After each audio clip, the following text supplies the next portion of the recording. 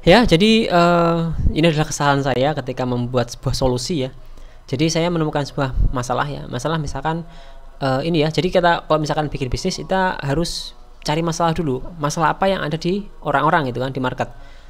Nah, tadi saya cek apa ya yang masalah domain ya. Oh ya, orang-orang nggak bisa cek domain secara massal gitu kan. Karena ribet gitu kan. Misalkan di domainnesia.co di domainnesia kita harus cek satu-satu gitu kan. Gimana caranya biar cepat gitu kan.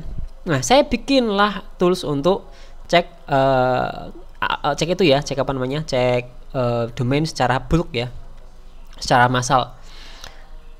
Setelah setengah jadi ini, katakanlah setengah jadi ini ya, misalkan ya, kita akan cek seperti ini, cek sekian, ini sudah bisa digunakan. Tapi masalahnya adalah, meskipun sudah sempurna ya, tapi masalahnya adalah saya nggak riset kompetitor terlebih dahulu. Jadi ketika saya bikin apa namanya, mencari masalahnya ada kan, kemudian saya harus cari solusi yang sudah ada di market ya. Di market itu ada apa saja sih itu kan.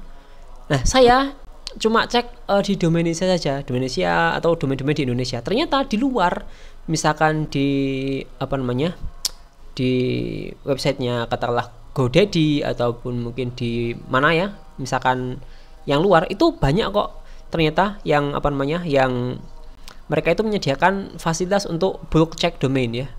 Jadi saya bikin ini agak sia-sia gitu kan, karena ini apa namanya, eh itu ternyata ini sudah ada yang bikin gitu kan.